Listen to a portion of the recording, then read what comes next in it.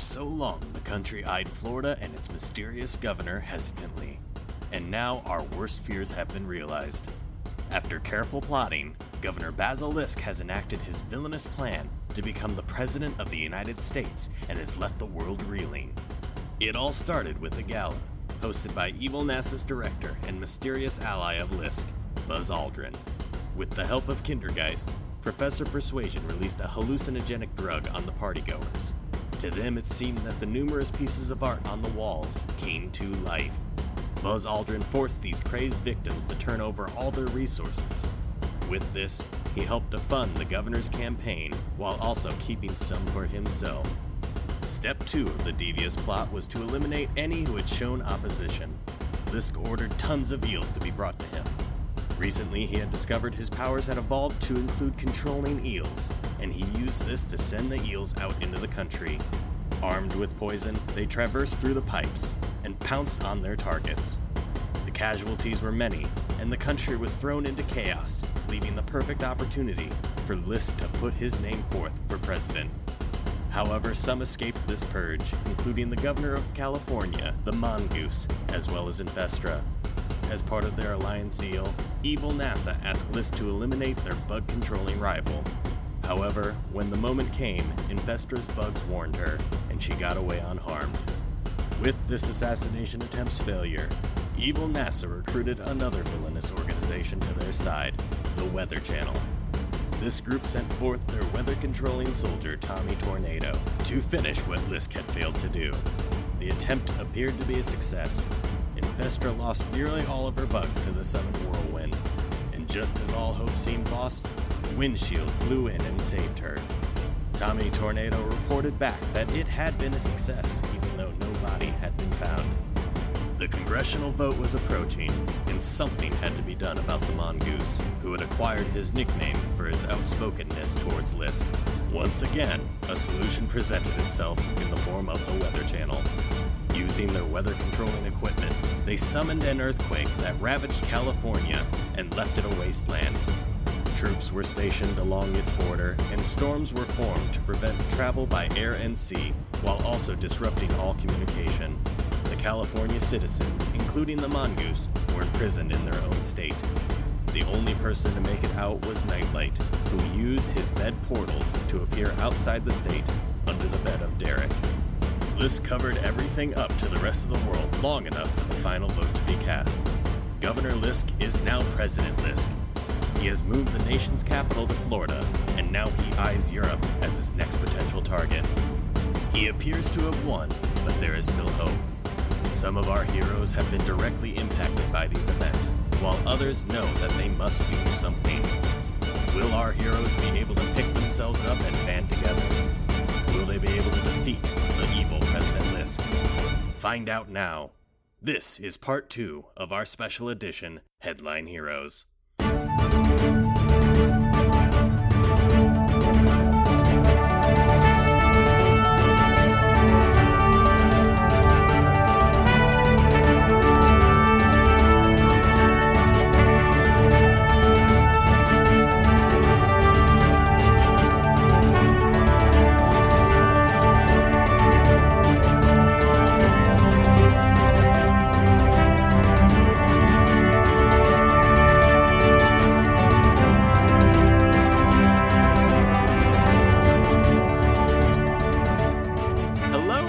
Welcome to issue number 21 of Headline Heroes, a comedy podcast where we take today's headlines and create a comic book origin story.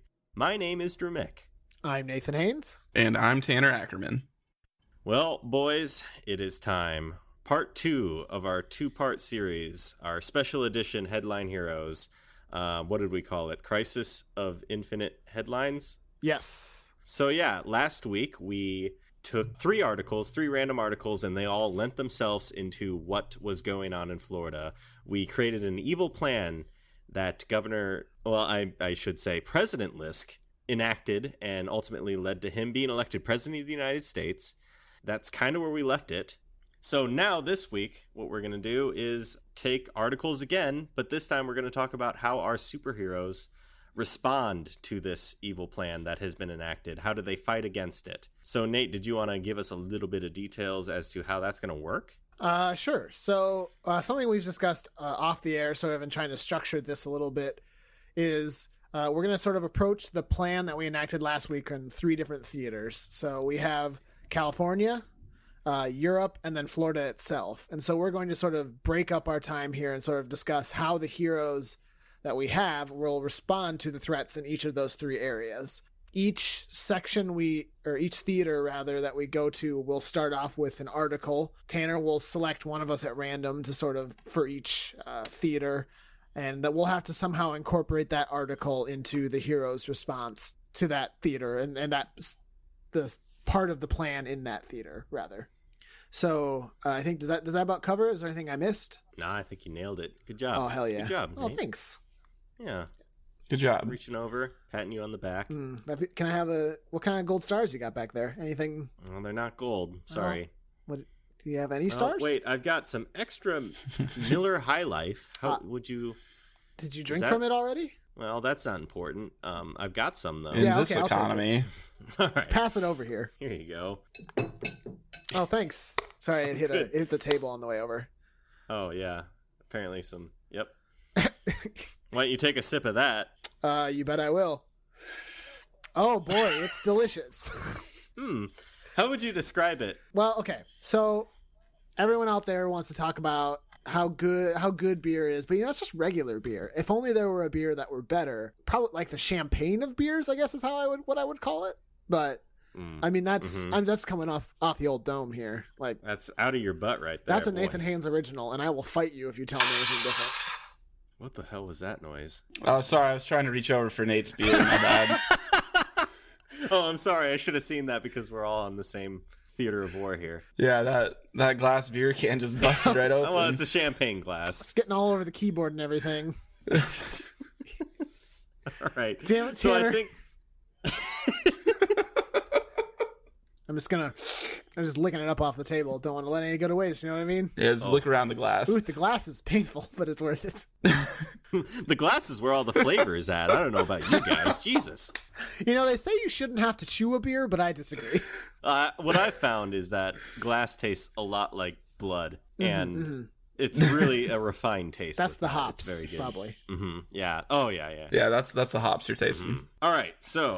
Oh yeah, we're doing something here. That's right. So I think we established that the first thing we're gonna do is California. Second's gonna be Europe, and we're gonna end things in Florida because that just seems appropriate after all of this. So Tanner, why don't you just tell us whose article is gonna be used in this war against California, or not against California, about what's going on in California. Somebody Sorry, finally California, said it. Thank you you. are an unfortunate victim here. We're coming for you. Hey, I had a quick question about that actually, about California itself. Okay. Is Arnold still the governor in our universe? No. Well, yes. I guess he could be, as long as he acquired the political nickname of the Mongoose. Yeah, that's fine. Oh, that's right. I forgot. Yeah, we we established that there is a governor in California who was nicknamed the Mongoose because he's so outspoken. We did do that. That guy's I don't so think it outspoken. He's such a mongoose. He is such a mongoose because he goes up against a snake. So is he or isn't he? I think for the purposes of this, he shouldn't be, but that's just me. Okay, fine. He's not. He's too busy making Expendables 4. But who's to say that we don't model this governor after Arnold Schwarzenegger? Larry Schwarzenegger.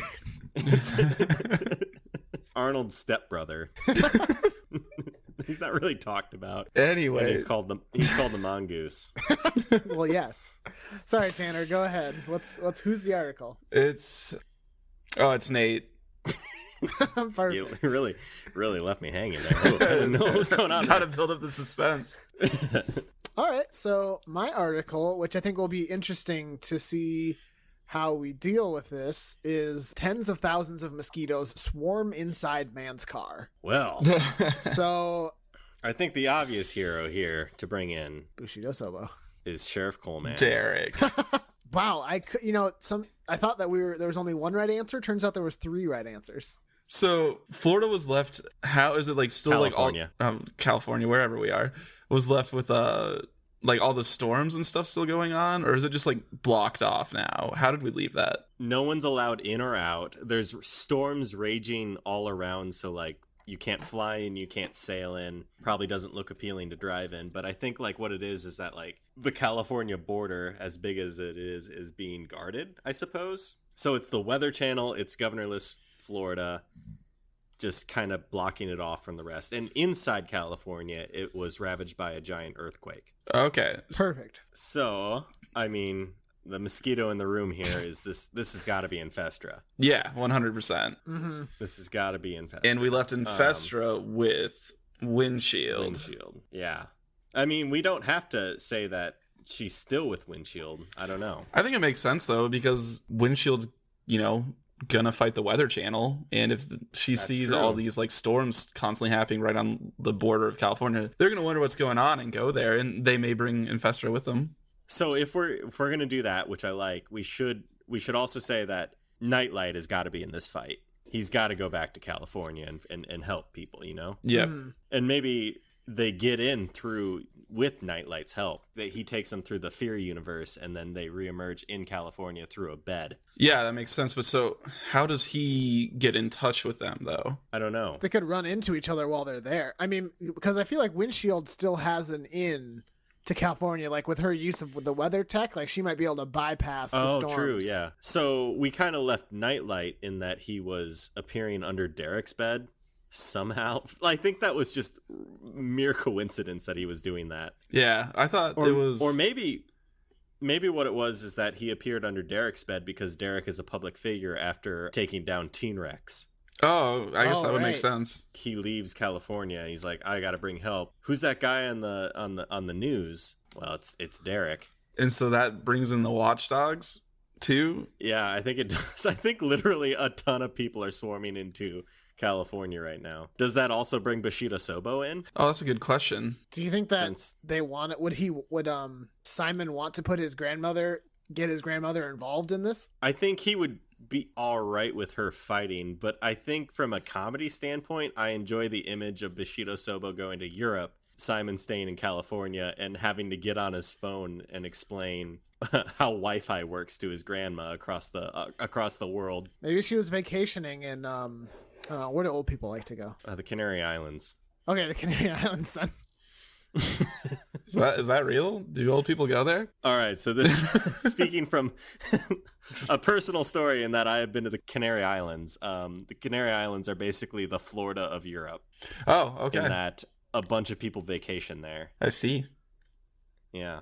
The more you know. Okay, so then we can just that's why he I'm doesn't. down for that. I think that would bring some good flavor to Europe. Yeah. So that puts Bushido Sobo in Europe, but that puts all right. So we've got Windshield and Infestor going there and fighting through the weather and arriving there. We have Nightlight went and recruited Derek and the Watchdogs and MechGruff, and they went there, and they're going to meet up in California somehow. Does Windshield ask Infestra for her help in taking down the Weather Channel, and then in turn, like, Windshield promises to help her take down NASA in Florida? I think it's that Tommy Tornado tried to kill Infestra. Oh, so Tommy Tornado is going to be in California. Yeah, I mean, the Weather Channel's there, so... Why not? Mm-hmm. Yeah. So she's itching for revenge, and also Windshield is just like, you help me, I help you. Yeah. And I'm giving you this opportunity of revenge. That's good. So they get there. What are they going to do? They're going to fill a car full of mosquitoes. Well, yeah, I guess they've got to do that. Well, okay, that's a thing. Infestra we left very weak because she didn't have bugs. Where did she get these mosquitoes? Are there just windstorms outside of California, or is it actual storms? Like maybe the environment it created was like a perfect storm for mosquitoes to thrive. And so they were already sort multiplying. Oh, that's true. A ton. And so she maybe just happened to take advantage of it. Maybe California has been in the state for like a week. In the state. Wordplay. Oh, man. No, that's good. It created a kind of like mosquito cesspool in like the time that California has been like this. Mosquitoes couldn't leave, but they were kind of driven inward, and maybe she just comes across that. Oh, yeah, that's good. But also, But also, and they're just multiplying in there. I like the idea. I hadn't considered the angle that the mosquitoes can't leave. That makes sense. That's a good point. No one can leave. So they get in. I think, okay, they've got to meet up with, well, maybe not Windshield and Infestor, but I think the other people, they've got to meet up with the Mongoose. I just want that to happen. That could be.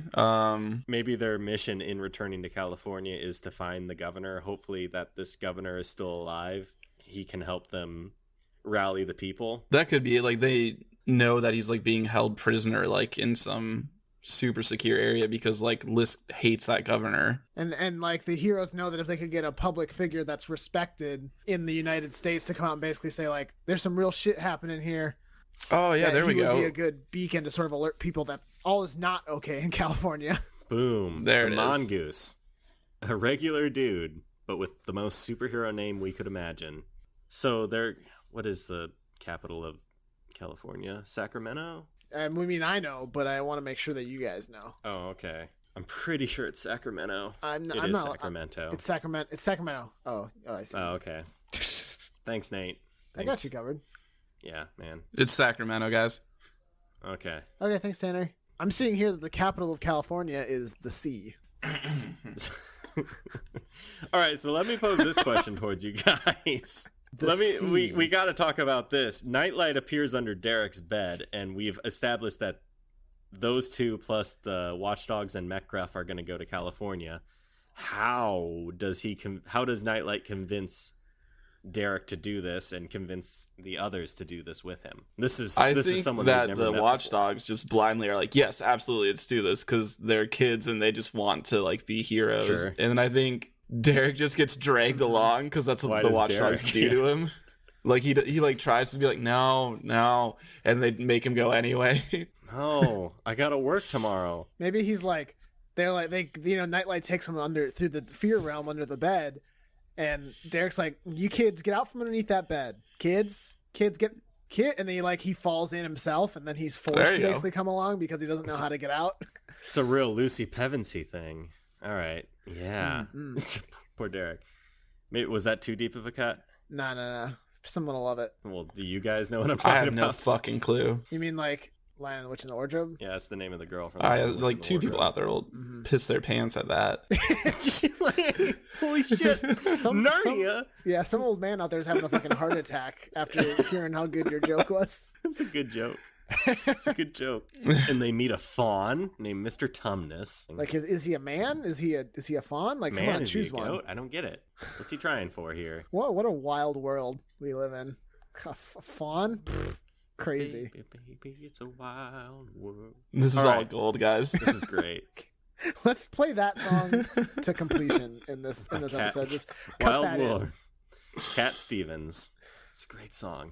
Hey everybody, welcome back to DNT, your favorite radio station. We got Cat Stevens coming up for you with Wild World. Hey everyone, this is 102.3. Crazy Butch and the Butthole. Well, which one of us? Wait, who didn't get a nickname, and who is Crazy Hooch and who's the Butthole? So is one person crazy, one person's Butch, and then the third's Butthole? And the Butthole. I dibs Butthole. I know that's the one to steer away, but I really want it. It's really calling for me. Tanner, do you think I'm more of a Butch, or do you think I'm more of a crazy? I mean, or what do you think you're more? Definitely crazy. I mean, I'm very zany and out there. You're so out there. Oh boy. Boy, if I were, you know what? It should be at the top of your resume, Tanner. Out there. Butch. Your name. Well, yeah, it should be your name and your contact information, actually. Welcome to Resume Help with Drew, Nate, and Tanner. So what you're going to want to do is you're going to want to put down all your relevant experience. Bullet points are best. Don't be too verbose. Trim out that extra shit you don't need in there. We don't need to know what scholarships you got. Like, no Jesus, one cares. Come on. 4.0 GPA? Who gives a shit? Throw it out. No one gives a shit. 4.0? You went to college? Whoop-de-doo. No one cares. Cool, you interned? Who gives a single shit? All right. Back to California. Extracurriculars, more like extracurriculars. Am I right? Holy shit, you were the captain on your ultimate frisbee team in college? No one gives a shit. You might as well just put very good at being a lazy piece of shit. Might as well put, I don't need this fucking job. Here's what you do. You don't need a resume. You go in there, you put your feet up on that table and say, you need me. That's all you need to do. And then you kiss them straight on the lips. Right there. And they'll be And so enchanted you say by you your taste just like your magnetism. grandmother. Ooh. Power move. That was a good power move. And then shit on their Everyone desk. goes for the mom. You gotta go straight for the grandma. Or even better, grandfather. Ooh. All right, what? Oh, I think that's probably it, huh? Just cut the podcast there. Yeah, I think we I think closed it that's out. enough right there. All right, so we've got Watchdogs, McGruff, Derek. Well, okay. Are the Watchdogs even going to California, or are they staying behind and just sending McGruff? I feel like they want to send at least a couple reps along to That's true. They got to send control him. Yeah. those. Yeah. All right. So they send Simon's got to go. Mm-hmm. Plus another one. McGruff, Derek, And Butch. and the other kid from the Butch. Watchdogs. Yeah, that's canon now. You can't take this away from Wouldn't dream of it. Butthole stayed behind. Butthole. Crazy? Nobody knows.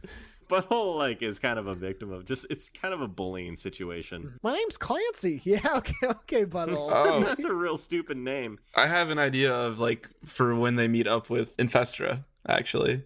Say they're trying to get into Sacramento or wherever the governor's being held, and there's this Humvee that's right in front of there they need to get past, and there's just a bunch of intimidating people in it, and they drop this entire plan of what they're gonna do, and they're ducked behind some barricade, and they get up from the barricade about to go at it, and then the guys just run out of the vehicle screaming, and they think it's because they intimidated, and then they find out when Infestor comes around the corner that she had just put a bunch of mosquitoes in there. Man, so it's a real funny moment there. I like Yeah. it.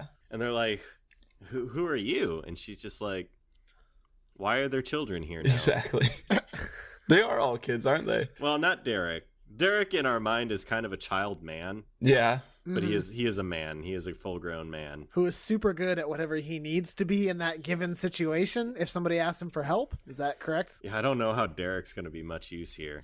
What are you talking about? Hey, we need to broadcast the mongoose towards the rest of the United States. We need someone who's good at the technical stuff. Who's that? Who's gonna do that? Derek's like, all right, fine. Just say it. Ask me. Fine. All right, I'll do it. I'll man the camera, I suppose. And then he's really getting into it. The lighting isn't good here. We need a 2-point camera system with backlighting from behind. You want to do a quarter turn, chin up? Okay, perfect. Yep, the rule of thirds. You're radiant. That'd be great. And he's really being annoying about it too. Classic Derek. Jesus, Derek. I've never met a Derek I liked. Well, that's not true. I'm just kidding. Putting Derek on blast. Derek at the wild pitch. We really like you. Listen, okay, Derek came after Pleasantville, one of the movies I really like, and he's got on my bad list. Boy, we're gonna continue that argument here. No, he knows. Listen, the movie speaks for itself. It's a wonderful piece of cinema, and Derek can send his apology when he's ready. Now, here's the thing, Nate. I haven't seen Pleasantville. Oh, well. I'm willing to bet money Tanner has not either. Tanner? No, I haven't seen it. That's fine. But Derek said he did. He actively did. Now he said he didn't see it and he thought it was not a good movie. So now, see, Nate, I'm pulling up a report here. It says Pleasantville is akin to a giant sack of shit. Oh, really? Who was that? It's the source here is Crazy Butch and the Butthole. Well, but the thing is, Drew, hold on, hold on 1 second. You got to pull up their conversion chart, where you convert from a Crazy Butch in the Butthole rating to a 10, out of 10 scale, and that's actually an 8 for them. So. Oh, okay. What's above it though? Oh. The Scorpion King, which is a horrible movie. But you love it. I do love it. See, so your argument is invalid. I love it. All right, so for those, this isn't going to make any sense, but it's gold. It's pure gold. Listen to the wild pitch, everyone. It's a good podcast. Moral of the story. It's a very fun podcast. You're welcome for the free advertising, Derek. We love you. Yeah, you're welcome. So what do? They get and they're fighting their way into Sacramento. They're fighting their way into maybe the governor's the Capitol building in Sacramento has been transformed into a prison. Yeah. They break their way into there, and they get the mongoose out. What puts an end to the weather? What puts an end to the troops being there? Or is the victory in itself just that they got get the the mongoose? mongoose? They got that elusive mongoose. Do they try? I mean, we had sort of talked about this here. Are they trying to do like a global broadcast of the mongoose, like from California, showing the devastation and everything? Yes, but what if they need to send their signal out, but they can't because there's a bunch of interference going on, electrical interference. Windshield has to defeat Tommy Tornado first. I love it. Just clarify for me, how does Tommy Tornado causing the... There's a bunch of weather going on in California. Oh, okay, just the weather. Okay, gotcha. Yeah. Tommy Tornado is like the pinnacle of it. Like he's the one responsible for it. I would say he's like protecting the weather machine that's causing the electrical interference. Yes. And what if this is the fight? It is revealed that Tommy Tornado is her fiance. Oh, and it breaks your heart. Yeah. Yeah. Breaks my heart. Now, it'd be an even more powerful moment if we could remember what we named Tommy Tornado. You know what? Should we just name him Thomas? Like, no, wait, but we had did we actually give him a name? We did give him. Tanner gave him a name, I'm pretty sure. Damn. And I suppose we didn't write that one down, huh? Well, we did in the form of we released the episode with his name. Yeah, you have your nice little chart thingy. No, we didn't write that down. Oh, you know what it was? It was butthole. So is there gonna be a scene where she throws her shield at him and he catches it with his metal arm? No. And they're fighting and she just says Bucky. Yeah. And he says, "Who the hell is Bucky?" But really, I don't know who that is. What the fuck kind of name is Bucky? Nate, are you actually going back and looking? No. Yes. Yeah, you are, aren't you? I don't know how I'm gonna find it though. Give me like a minute, and if I can't find it by then, we'll just move on. I'm gonna look too. It's Dylan. Oh, yeah, that is it. Perfect. Good pull. Yeah, good pull, everyone. It took a lot of work. We sat here and we just put our skulls together, and because we're in the same place. Good brainstorming. All right, so so here's what happened in California. I imagine they got their broadcast out. Yes, is what ended up happening. They went in the kid team plus Derek went in to rescue the mongoose. On the way, they encountered Infestra and Windshield. They got in, they rescued the mongoose. Their plan was to get a signal out, a recording, a broadcast out to the rest of the United States to be like, hey, California is still kicking. We're still alive here. What's President Lisk has told you is a lie. We need to, and like that's kind of like a rebellion thing. But in order for them to do that, they have to defeat Tommy Tornado, who is guarding the weather machine that is keeping the weather real nasty in the area. So obviously Windshield goes to fight that. Does she take anyone with her? I feel like it would be more impactful if it was 1v1. Okay, so did we settle California? I think so. In the battle where she destroyed the machine, she managed to rip off Tommy Tornado's masks, and it was Dylan. Do we want to say she's just like fiance? That's what she says? Yeah. She doesn't say his name. She says his relationship. Fiance? And she says Dylan, and like he says, who the hell is Dylan? And then he runs away. Yeah. We're not ready for Dylan to like join her. No. But she's got to be left with this mind-altering information for herself. Yeah. That's good. All right, so they got the broadcast out of California. Boom. And then presumably, are we sort of saying after they shut down the weather machine, at least some of them make their way to Florida to sort of like cut the head off the snake? Makes it easier for them to like clean up what forces Governor Lisk had in California, and then after that they go to Florida. Okay. So we've closed the chapter. God! Oh boy! All right, that timed out perfectly somehow. Wow, we nailed it. Wow, probably never going to replicate everyone. that again. And definitely not in this episode. Impossible. All right, so now we're going to switch gears and we're going to go over to Europe, which we didn't say that it was going to be flat out war. Maybe Governor our Lisk article going to be doing something. Yeah. Yeah. What do we got, Tanner? Okay, so this is Drew's turn now.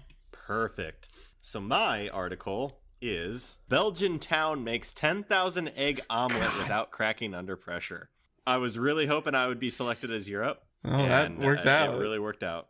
God, I'm so excited about this now. But somehow we got to get eggs in here. First thing off the bat that I love about this article is the video that they have with it is everybody's wearing really nice tall white hats. You can see the chefs at least. They all have very tall hats. They got their Swedish chefs in there, you know? The guy who's making the close to the camera looks old and just like the kind of guy who would be cooking a 10,000 egg omelet. We also have some sort of like fucking deacon in there right now, and then some like, oh, I thought that was like a Lederhausen, but no, I think it's a kilt with a biking shirt. Anyway, this is good podcasting. Man, I know we're not supposed to read the articles as closely sometimes, but it actually is pretty interesting that they're not doing that. They're doing this because they were afraid all the eggs were contaminated, so they just decided to make a big omelet, I guess. Oh my god, they're contaminated, so they made it to poison someone? Oh, wait, hold on. Maybe I misread it. A Belgian town honored its 22-year-old tradition of making a giant egg omelet on Tuesday amidst an egg contamination scare.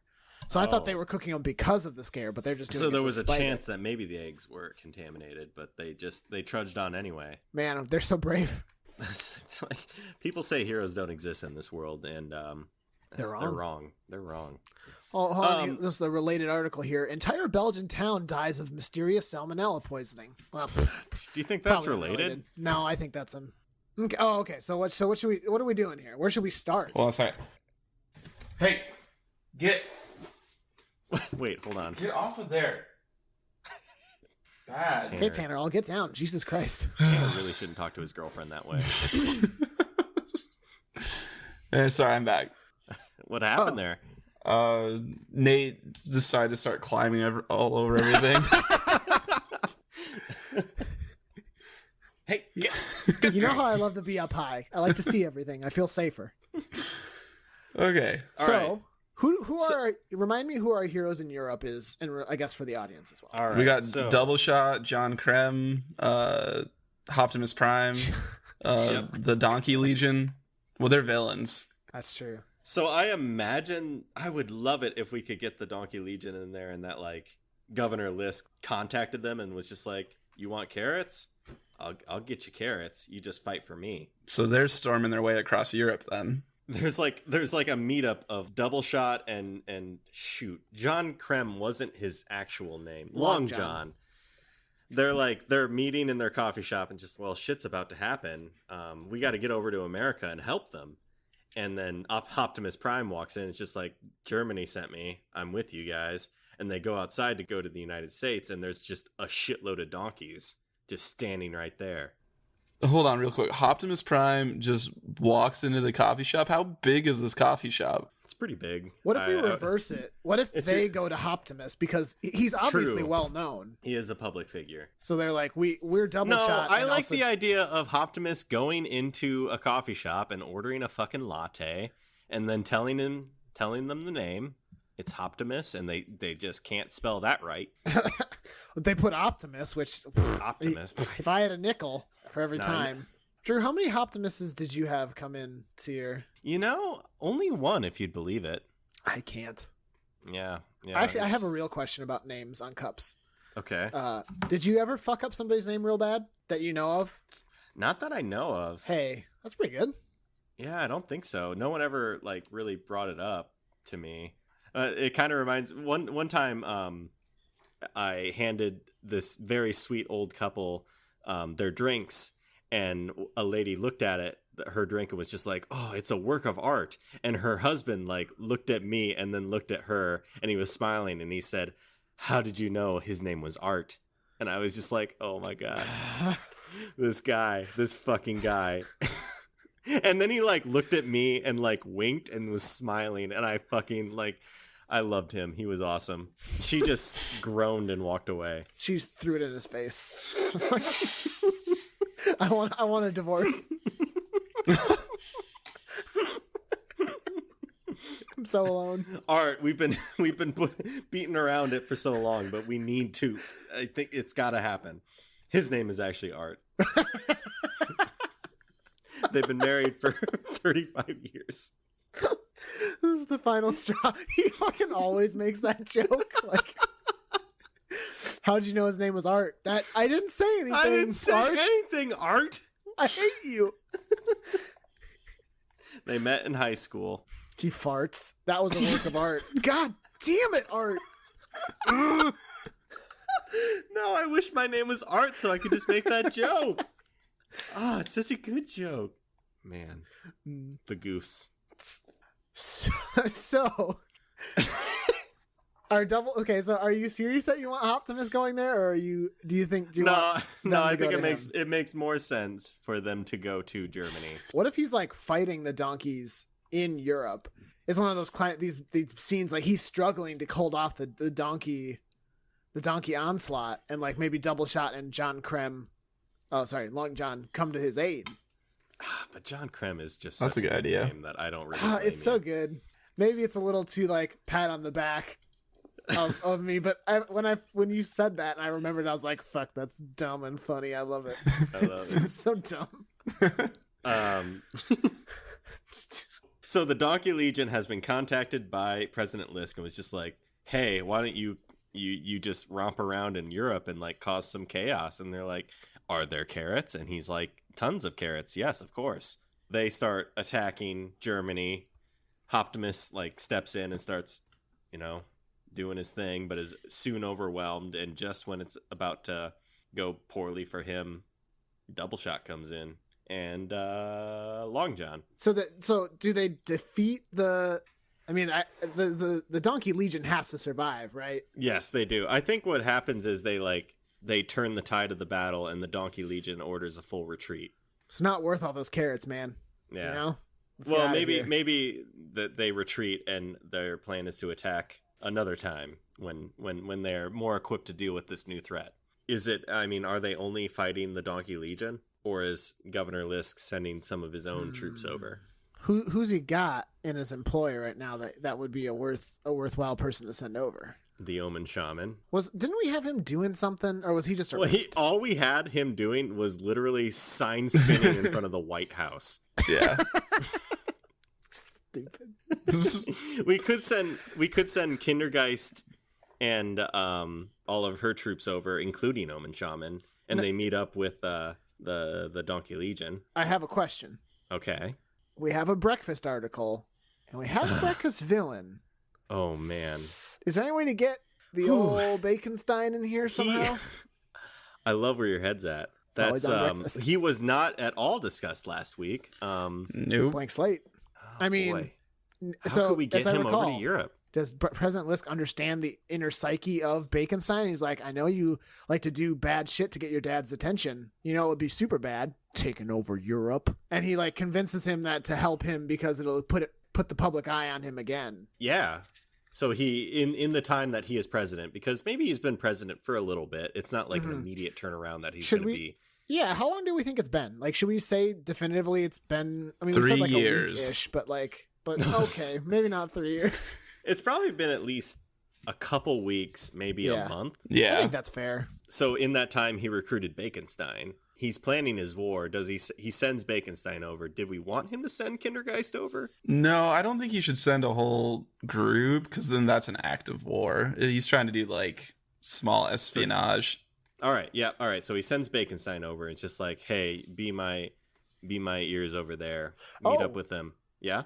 Lest we forget, did we want Bushido Soba over there? Yeah, no, Bushido Soba is going to be sent over there. Why is she sent over? Why? She's just vacationing. Maybe she was vacationing.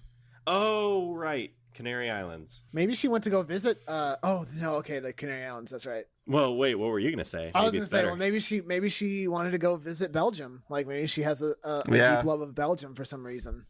Maybe that's where our ancestors are from. Didn't we say that Bushido Soba would be a good foil to Baconstein? Because old people eat breakfast. That did come up in our episode. That was brought up. Who knows? So she's over there. She's vacationing. Do we want to say just in Belgium? It just makes it easier. Yeah, I'm okay with that sort of like massaging to get them together. So she meets up with them, and she's.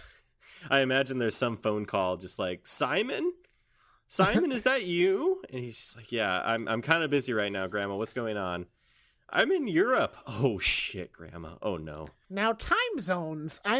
Which one am I in? It's actually 3 a.m. here right now, Grandma, so I'm very tired. So, okay, I saw you kids. Tell me how Snapchat works. Do I want that? Jesus, Grandma. No, of course you don't. Oh my God, I swiped and it made my face look like a puppy. All right, so double shot and okay, let me just establish what we got. Double shot and Long John helped Optimus drive back the donkeys. The donkeys retreated. They regroup, and in that time, maybe Bushido Sobo joins them. Well, it depends. What is I mean, if Baconstein causes a hell of a ruckus in Belgium, maybe they meet there. Maybe they meet. Okay, because she's already there. Okay. What is Baconstein doing here? Like, we have the connection of eggs. He's making a giant omelet. To what end? Why are they making an omelet to fight against Baconstein? Like, why? Oh, they're making the omelet? I mean, it could be either he's making it or they're making it to fight against it. I just want to put all the eggs in the Maybe Bushido Sobo sees that he loves breakfast, so she makes a giant omelet. You know how grandmas are. You're hungry? Oh shit, let me leap across the rooftops. What if Baconstein was only in Belgium, like in Europe, because he wanted to feed these people? Like, that's his only motivation. He wanted to spread the good word of breakfast. Well, that's not really an intimidating thing. This is kind of just a person who wants to cure world hunger, I suppose. I was going to say, like, what if they make this omelet because it achieves his goal? But that's boring. What if, okay. What if Governor Lisk's, okay, so this is a tradition, 22 years old. What if Governor Lisk sent Baconstein specifically because he knew they were going to be making this omelet, and like somehow Baconstein could use that to enhance his powers? I don't know. It's been so long since we talked about Baconstein. Didn't we establish that he is a monster that only appears at the time of breakfast? He only is a monster between like 5 and 11 or something. And maybe since this is a big 22-year-old tradition, it's a day-long thing. And maybe he gets there and he is a monster 24 hours. It's like an Avatar: The Last Airbender when there's like a full moon or some shit, and then like the waterbenders are all way more powerful. Yeah, it's Sozin's Comet. Yep, everyone knows what that is. Oh, shut up. The Scorpion King. I had it wrong. I think. Well, no, you're right. No, okay. You're right. The full moon lent itself to waterbenders. Comet lent itself to firebenders. And then the eclipse made them weaker. Oh my god, you nerds. Hey, Tanner, shut the fuck up. Shut up. So maybe that's why he sent him, because he was going to be all day powerful? He would be all day powerful, and he's just like, President Lisk sends him over and is just like, you have 24 hours to just like wreck house, but like also set up a base of operations for their war front, I suppose. Are his powers stronger because it's a day dedicated to, like, I would say they are stronger because it's a day dedicated to breakfast. But I've got to bring up, why would he be opposed? Why wouldn't he like join in this day of breakfast? Like, this is what he wants. Because they're making it a BD, and he thinks he doesn't like when things are wants to be NBD. I forgot all about our NBD fucking dialogue that we had. That's the core of his character. NBD. It was such a big part of it. No, you're right. Yeah. It's like, guys, be chill. It's breakfast, but like chill out. Like, he gets there and he's just a normal human. He's just like, guys, what are you doing? Oh, maybe Governor Lisk sent him over there, like, as a human, just like, here, I'm just sending you over there. Like, it's no big deal. Like, I'm just rewarding you for all your good stuff. And he gets over there and he sees what's going on. And that was Governor Lisk's plan all along. That Baconstein would just go wreck shit because of the BD stuff he is seeing. He's angry. He like loses control of his powers. So he just starts attacking this Belgian town, and then from there he just starts like wrecking all around. Mm-hmm. Yeah, and yeah, I never thought we'd talk about NBD again. But here we are. Here we are. I'm happy with it. As an aside, the people who make the omelet are the World Fraternity of Knights of the Giant Omelet. Oh fuck! Which is a great name. And oh man, these people should end up following Bacon. I think that would be kind of. He gets a following in Europe. That would be a great way to like have his story end in this thing. So he gets over there and he's just like, "What are you doing?" Maybe he sees this giant omelet, and when he transforms into Baconstein, he sees it as like they're worshiping something that should be him. He wants that attention. I don't know. Sees it as a threat. So he just starts wrecking shit. So him and Bushido Sobo start fighting. Yeah, so Bushido Sobo is there for the breakfast thing. Maybe that's why she's there, because she loves breakfast too. She's old. Yeah, all right. So she's there, and so this Baconstein just starts wrecking things in this town. She fights him. What ends up happening? Like, is this going on congruously with the Donkey Legion fight, or are the other heroes going to join in? I think this is after the Donkey Legion fight, because they hear about the ruckus there, and they head over there, and then that's how they meet up with Bushido Sobo. So Governor Lisk at this point is just like, he's employed President Lisk. God damn it. It doesn't roll off the tongue as much. It's just hard for us to accept him as president. You know? We can't. It's just like... He's basically employed these two villains, this one villain group and this other villain, to like go over to Europe and just wreck shit up and maybe weaken it over there, so then he can move in and attack it easier, I suppose. Yep. All right. So they join in to fight. Maybe it all seems like they're going to defeat Baconstein, but then at the last moment he reaches over and he grabs this omelet and absorbs it into himself. Oh, yes. And then does he get like big? Yeah, he real big. He gets then, bigger. He's got a Megazord. And Optimus has got a 1v1 this guy.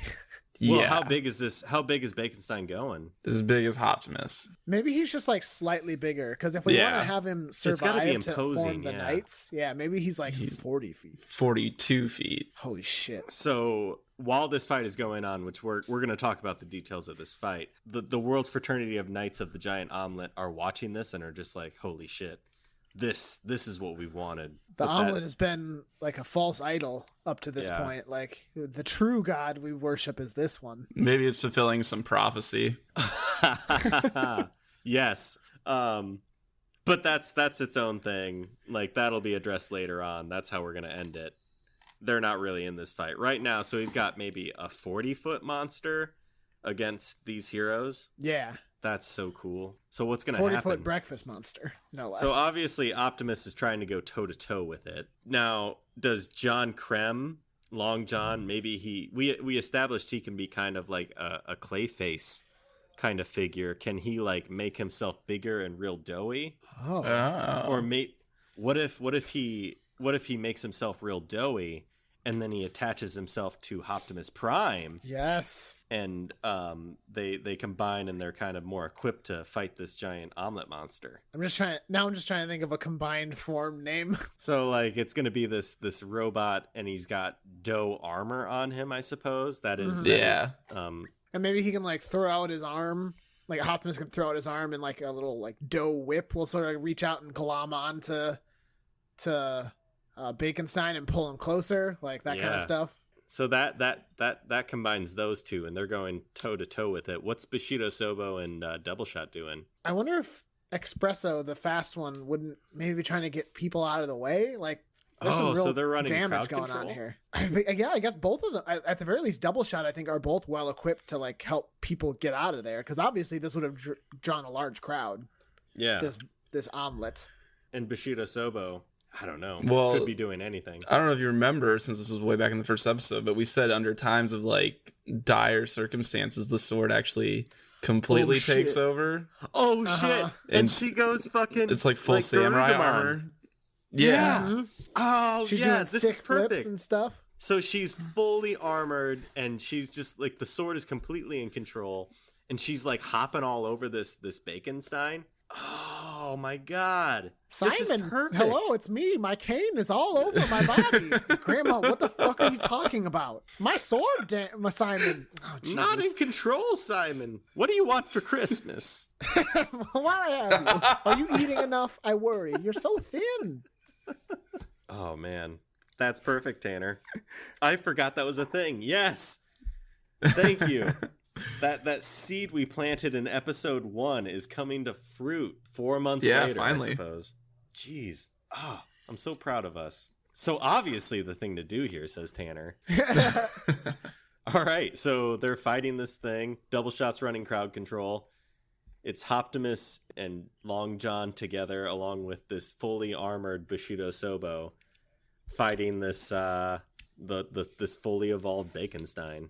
Wow. Yep. So, okay, the result of this battle, Baconstein survives, right? Like, maybe they don't realize it, but he must survive if we want him to hook up with these knights of the... Some morsel of him. Knock him out and he shrinks down. Some morsel of him survived. Maybe, because that's what we kind of established, that he was kind of like Sandman. As long as that's true, part of him survives, he can so the back. knights like grab that part of him and like take it and save him, basically. What if they like find a small chunk of just scrambled eggs just on the side of the road and they pick it up and they get to work on their next omelet, except this time there's a little and something that's special to be continued. So he survives in that way. Are we sending the rest of them to Florida? Yeah, I think from there, maybe the European heroes were like, their plan was to get to the United States because they saw what was going over there, but they got sidetracked. Well, no, Bushido Sobo is very confused and has no idea what's going on. Mm-hmm. I was gonna say maybe she rallies them, but no, I think maybe. Oh well, she could be like, I'm worried about my grandson Simon. I don't think he's eating quite enough. Like, I'm gonna go see him, and then that just gets the others to come along with her. I don't know. Maybe Double Shot was going to Optimus Prime originally before they saw him fighting the donkeys to get him to help them go over to the United States. Yeah, that probably makes more sense. But also, she says that thing, and they're like, "Oh, yeah, we'll help you," because they've seen her like totally do these sweet flips and amazing attacks, so they want her along. So they're willing to sort of appease her old lady desires. Mm-hmm. Yes, they need her. All right, so that wraps up Europe. Oh, hang on. Hang on. The man, that everything's done now. Oh, what? Oh, what? Wow. Are you kidding me? Boy. Wow. Oh, boy. We're just on. It's almost like the stars aligned on that one. Boy. I can't believe it. Okay. Guess whose article it is this time? It's mine again. Back at it. Back at it again. Nah, it's me. Rigged. Right. It's rigged. Yeah, he rigged it. Definitely. This is. Okay, so the headline is New York City subway workers say dead bodies are being stored in their bathrooms. What the fuck? Oh, that doesn't seem right. Now, are these like the public transportation subway, or is this a subway? I think it's the transportation. Subway, eat flesh. So, I know what you guys are thinking. Like, how are we going to fit this in with Florida? And I'll tell you. All right. Yep. And that's how. So. All right. Oh, you did cut out there. Did you want me to like edit in like the motivating speech from like Independence Day or something there? Yeah, if you could, that'd be great. Oh, just put in the Wild World song again. Oh, Cat Stevens, bring it back. Do you guys want to start an acapella group? Yeah. Fuck this shit. I'm obviously going to be a tenor. I'll be a contrabass. Tanner, you're pretty good at beatboxing. That's true. Let me just lay something down right here. Come on. Yeah. Okay. I mean, if you need me to, let's do it. Come on. Okay. Here's one of those famous Tanner beatboxers. Holy shit! Yeah, you guys didn't know that was me the whole time? Oh my god! Holy shit! This whole time, I didn't know we've been podcasting with a celebrity. Anyway. So we have New York City subway workers say dead bodies are being stored in their bathroom.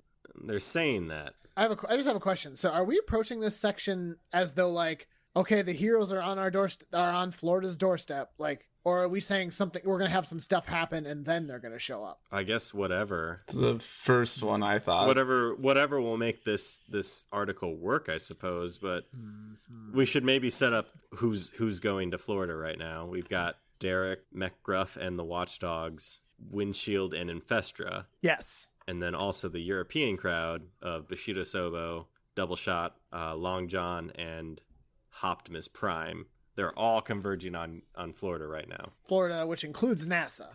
Yes. Right? NASA. Okay. So who's in Florida? It's going to be President Lisk, Buzz Aldrin, and NASA. I imagine maybe Professor Persuasion, Kindergeist, and her army, including Omen Shaman, Scott Kelly. Oh, obviously. Oh, yeah, obviously. So here's the thought. Lisk is the president, so you can't just, like, kill him. I mean, even if he is bad, they can't just go in and take the president out. They have to like prove that he's bad and basically get him impeached, right? Yeah, they've got to find the skeletons in the closet. They got to find all these dead bodies he's been hiding in New York City subways. Oh, so who's he been hiding there? All his victims from... So remember everyone that got bit in the butt by those eels? Yeah, those butt-biting eels, yeah. So he hid them in the one place no one would ever dare go, a New York City subway bathroom. Now, again, I have to ask, is this the public transportation or is this the restaurant subway? I mean, either way, it makes sense. Why not both? Yeah, I mean, a lot of victims, so why not? So, like, this could just be like a side tangent that's doing that, and the rest are like actually like getting into Florida and taking shit out there. Or maybe they have to go to Florida first and find where he's hiding the bodies. There you go. Nailed it. Simon is in touch with Bushido Sobo. They time it out where they're all outside of the new White House in Florida. And they're gonna go in and attack there. Yes, and the first person they see is Omen Shaman because he's sign spinning outside. He's just out there sign spinning away. So does Omen Shaman try and stop them, or what do you mean? Or does he keep sign spinning? Yeah, is he just gonna keep sign spinning? Like, yeah, whatever. I mean, he maybe he wants to, but then he realizes that he's not near any signs. He's just out in the middle of the White House lawn. Is it more impactful if he like sees them and runs inside and warns everyone that they're coming?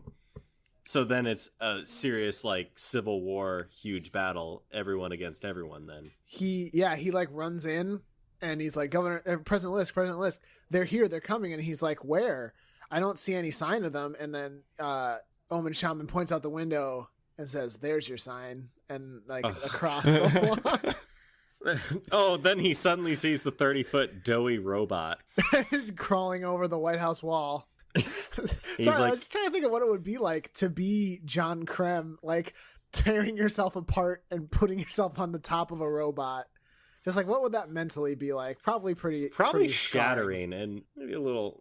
Think about it this way: he's just making a giant donut, except with the robot filling. Oh, I love a good robot donut. So President Lisk sees them. And so what, do they come bursting in through the White House, or do the bad guys come running out? I think maybe the bad guys like assemble out front of the White House. We got to give them a big playing field here, and that is the White House lawn. Oh, I love it. Except I imagine it's kind of swampy because in my mind, the White House is kind of in the middle of the Everglades where snakes are. Everywhere. Of course. Yeah, snakes are everywhere. So we've got them all lined up. He's summoned a shitload of snakes. Boy, is Kindergeist summoning ghosts? Maybe there's some ghosts, but also her kindergartners or her kindergrads are there as well. And wait, so are they still kindergartners, or are they the grown-up version of the kindergartners? I think it's all of them. It's the kindergartners that are currently there, and then also the grown-up versions. Oh shit. And then we got like bugs on the other side, just a shitload of mosquitoes. Holy shit, what kind of bugs is she going to come across in the Everglades? Bad ones. Basically, once she gets to the Everglades, she is back to full power now, finally. Yeah. Man, this lineup is just intimidating. So that scene in Civil War where they're fighting, like facing off in the airport when they all charge at each other.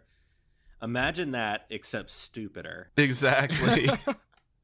There's like snakes crawling over the row nuts, big like dough arm, and like getting all up inside of his inner workings and tearing him apart. And, yeah. Oh shit, that's good. That's like is Bushido Sobo just committing murder on an epic scale, just killing all these kindergartners? Well, yes. I did have a question. Uh-huh. What happens when she comes across Nightlight? Yeah, that is interesting because her sword belong to an old Nightlight. Yeah, we established that. Now we've said that she is now like super Bushido Sobo, but does she do something with Nightlight that they interact together and somehow they become more powerful together? Yeah. So Nightlight. So remind me, Nightlight he does have abilities outside of the fear realm, right? As long as it's there's some time decay or something. He has to recharge it by going under a bed. Yeah. Maybe he doesn't when she's around. Oh, so he doesn't have to recharge. Okay. In this one specific instance, while she's in super Bushido mode, he can basically be in super Nightlight mode. Maybe he gets his own little set of armor. Yeah. And is this the first time that they discover this? Probably. Probably. Yeah, they wouldn't have run into each other before, probably. Like the sword probably like senses that Nightlight is there and forces Bushido Sobo over there to kill him. There can only be one. Right, yeah. So they become just beefier versions of themselves? Well, she already is, right? Yeah, once the sword takes over completely, which is another situation where I'd say it would. She's really just feeding to help him. Yeah. Mm-hmm. It is as though she has like destroyed the chains that bound him to be a little weaker than that pulled him back from his true potential as a Nightlight. What happens then in this final battle? Hmm. I like the visual of snakes crawling all over Optimus, and kind of like that's his thing, and it kind of really weakens him because they're getting into his gears and whatnot. I have a proposal for like a permanent situation for right now, at least a temporary permanent situation. But you know, in comics you can change any time. But what if like Optimus is broken beyond, like he basically can't like he needs to have Long John now. Like he can't. He is broken to such a degree that without Long John he would fall apart. Oh, okay. So they're like permanently bound together for right now. Like they make that, like Long John has to make that sacrifice to stay as part of Optimus. Okay, so it's kind of a temporary fix right now, and maybe for a while it is that way, but who knows in the future. But I like that. That's good. We said it was world changing this episode, so why not? Sure. What is Professor Persuasion doing? Running. That, or is he summoning some weird Tony Robbins thing? He's summoning Tony himself. Maybe he gets Teen Rex to appear. Yes, but why? Well, Teen Rex was cursed by the principal, who I think was using the Necronomicon, so there could be some relation there. He was. Yep. So does it just summon Teen Rex out of nowhere? Maybe when Teen Rex got defeated, Governor Lisk at the time had set up to get him like swooped up and brought to him, and then Professor Persuasion's been keeping him in hiding up until now. So it's Professor Persuasion riding on the back of Teen Rex. Yes. Because yes. Beautiful. Mm-hmm. All right, so Teen Rex is now in the fight. Yeah, why not? Didn't think we were going to pull that boy in, I didn't think we is. would. Shit. I'm happy with it. All right, so he's got Teen Rex, and he's controlling Teen Rex. So who would be an optimal person to fight him? I mean, Bushido Sobo and Nightlight could probably take him. It's true. Oh, what if like somehow Nightlight defeats Teen Rex by like using the fear universe to force Teen Rex's worst fears on him? It's a very unconventional way of defeating him in Nightlight's view, but like maybe that's what it takes. Okay, yeah, that makes sense. Nightlight has never done this before, and he doesn't really like to do it, but that's what he does. So what is Teen Rex's worst fears? Well, he's pretty scarred from eating his best friend and his girlfriend, right? Yeah. Yep.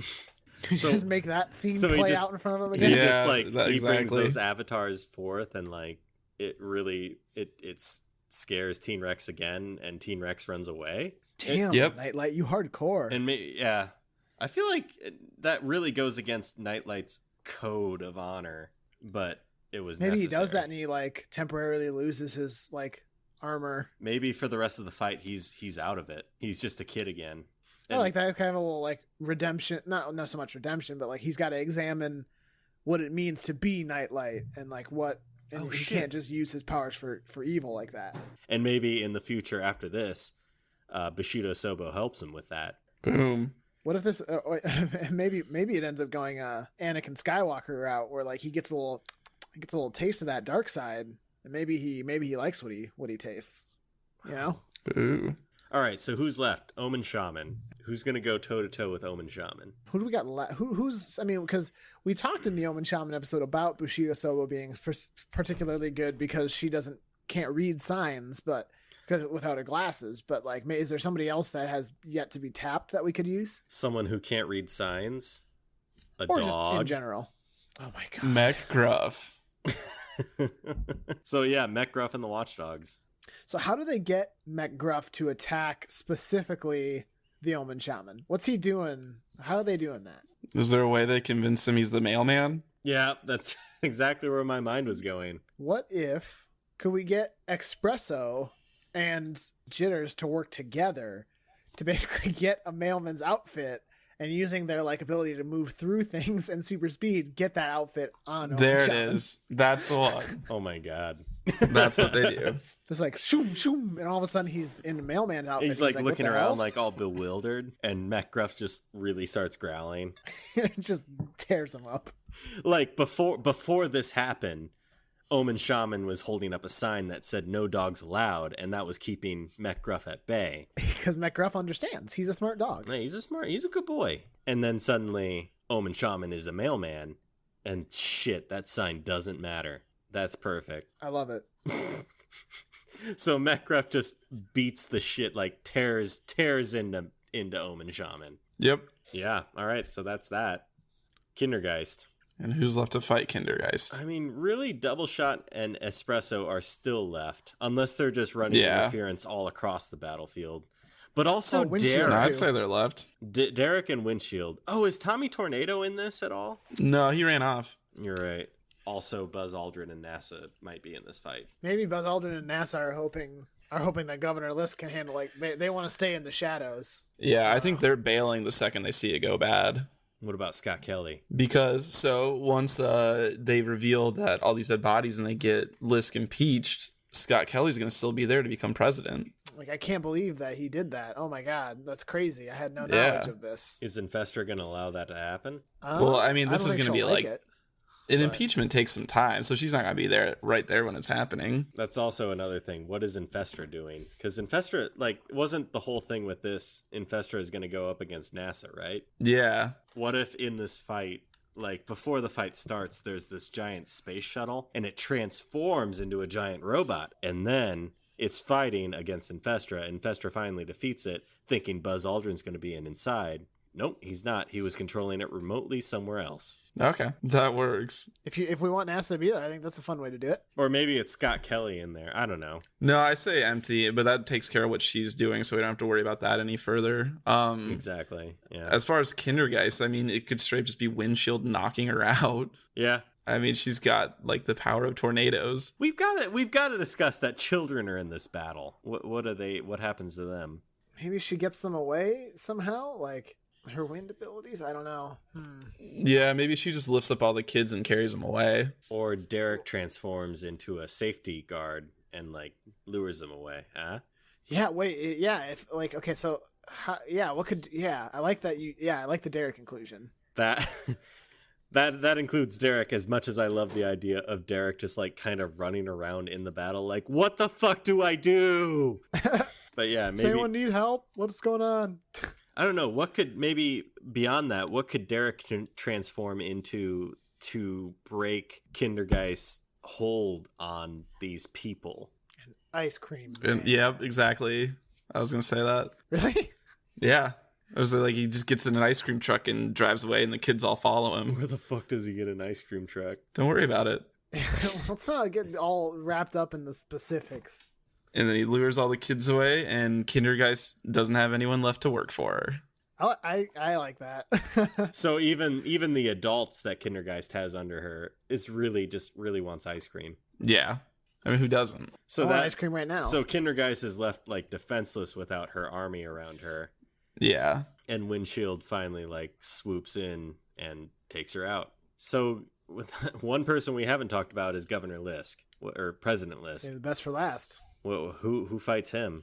Is it a thing where like he's on the back, like he's kind of hanging back, letting everybody else do his work?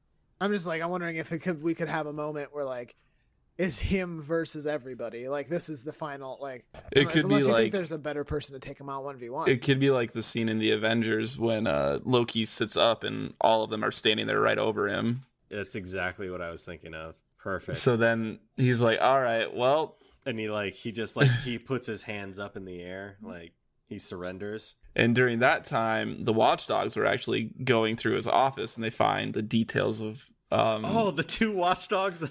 Yeah. That's perfect. So then they find out where all the bodies are, and where all the skeletons are. You know who could be with them? The Mongoose. He's the guy who's got that know-how in the political system. He knows what to look for, you know? And people will believe him too. Yeah.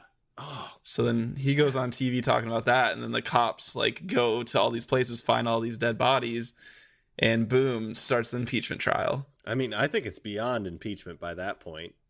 Probably. Like, oh, you murdered some people. All right. That pretty much ends the battle right there. That was pretty epic. I was like worked up during that whole conversation. A lot happened. So who? Wait, what do you mean? Oh, sorry. I thought you said what happened, and I was like, oh God, no! Please don't let this mean the recording stopped. Oh no! Is it a lot happened? A lot happened. So where does that leave everyone? Who gets arrested and who gets away? Omen Shaman ran, right? Or did he not? Wait, no, he got fucking torn apart by... He got mech gruffed. So I think Omen Shaman got arrested then. So did Lisk. And I want to say Kindergeist just ran away the second her kindergartners were gone. That's a good point, yeah. Teen Rex also ran away. Yeah. Tommy Tornado ran away a while ago. That doesn't matter. Yeah, and that took Professor Persuasion with Teen Rex when he ran away. Yeah, okay, yeah. All right, sure. Professor Persuasion is still out there. So really it's just those two that got arrested then. Can't have all our supervillains all wrapped up. Oh, yeah. Definitely can't. Is there like maybe a scene at the end of the battle where Optimus is like, this I'm all torn up now. Like, I'm gonna die now. And I'm gonna die now. I'm gonna die now. And then Long John makes that sacrifice where he gives up like his own freedom of walking around and doing whatever, and just like combines with Optimus permanently, aka for as long as we need it. Yeah. Mm-hmm. And like Nightlight's having problems with his powers, right? Just like Nightlight, how that ends, we don't know, but he's at least having some issues. Nightlight tapped into the Fear universe like in such a way that has never been done before, and now he's under Bushido Sobo and her sword. Now they're teamed up. Anything else? No, I think just the heroes exchange phone information and then they go their separate they connect ways professionally on LinkedIn. Yeah. I would like to add you to my professional network. You know, guys, I'm looking at we have a whole list here of our superheroes, and there's two people. There's like literally only two people that we didn't even discuss over the whole course of this, and that's Daisy and Scout, the OG Girl Scout and the OG Boy Scout. And like, I forgot like all about them. It's kind of weird that like they never got involved in it at all, and like obviously we can't go back and like put them in there. But like, what if Daisy and Scout? They were together at the end of the like arc we set up for them, and they were like the ones who made the original Justice League way back in the day. Well, maybe they see all this stuff going on in Florida. They see all the stuff that's happening and how these heroes banded together, and maybe we get sort of a Nick Fury situation here, but for the good guys. Well, I mean, it was for the good guys in the movies, but like sort of a reverse Buzz Aldrin thing we had going here. Where Daisy and Scout come in and are like, at the end, we have a little group we're getting together if you guys are interested. Yeah, I like it. That would be that would fit perfectly. So that's like the final scene is them like turning around in a chair and saying like, we're interested in starting a team, and then credits. Or it's that, and it says Joss Whedon right there. Like Simon says, "Where the fuck were you guys?"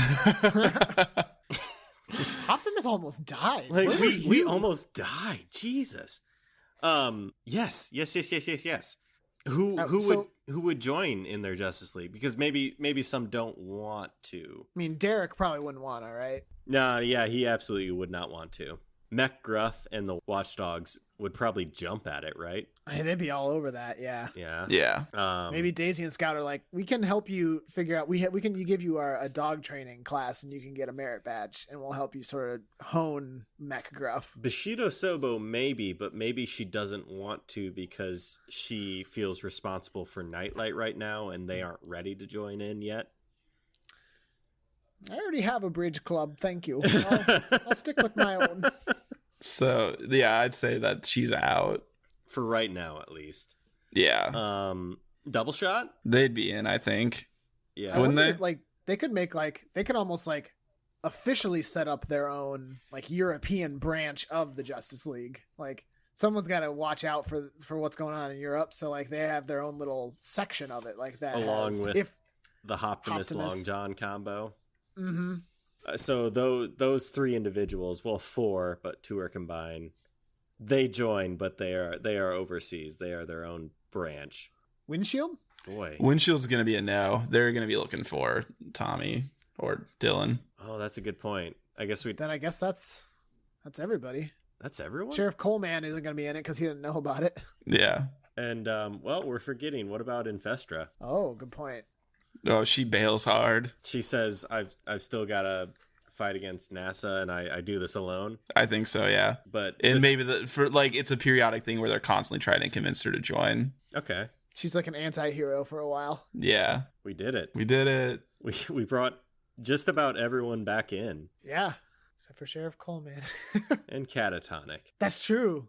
I didn't bring Catatonic in. They just didn't fit. Right. Yeah, it didn't work. Eventually we're going to have some stuff going on with the University of Dunkerton, North Dunkerton. Yeah. And I mean, that's like Europe and Africa kind of stuff. So yeah, for sure. She'll be there. So that's it. Governor Lisk he's not governor anymore. He's not president anymore. President.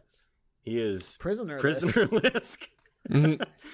Along with Omen Shaman, they are prisoners now. Everyone else has run away, dispersed, and now we have a Justice League. Should we name the Justice League? Well, they call themselves the Headline Heroes. Oh. Okay. Yes, but why? Because shut up, Drew. Yeah, got him. Okay, what if? Maybe tell me if this is dumb. Okay. What if that's what like the media calls them, like? Because they're all around the headlines. Mm-hmm. Bingo. Like the Headline Heroes. Holy fuck. Like maybe they can't have done everything they're doing without getting in like regular headlines, right? Yeah. Like, no. So yeah, when they all come together, they're around. like, oh, it's those Headline Heroes. That's perfect. I love that. We did it, guys. All right. We took Florida.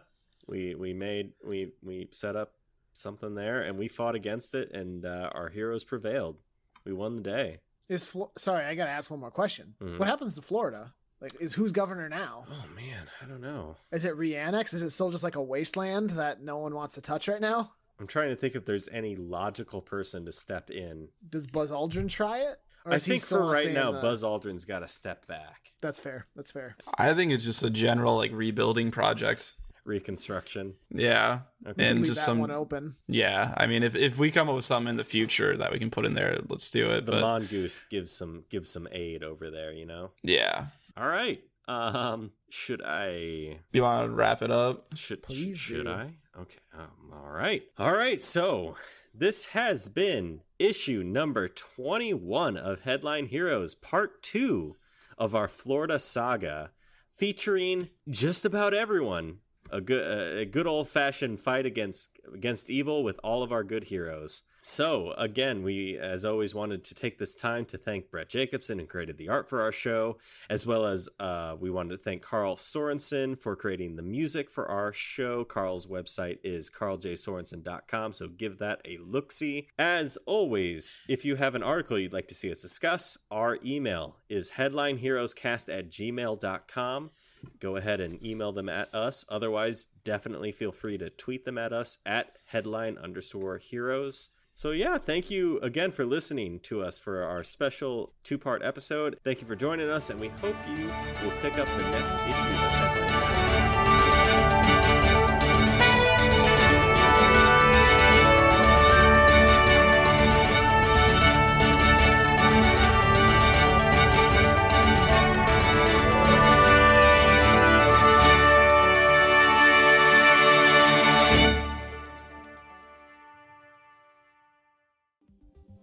Hey, Ethan from the Talking Fail podcast.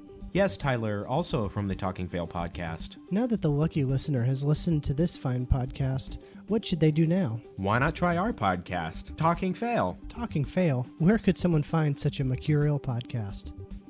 I don't think mercurial is the word you're looking for. Well, my question still stands. If you're more interested in Talking Fail, why don't you look for us on iTunes and Google Play?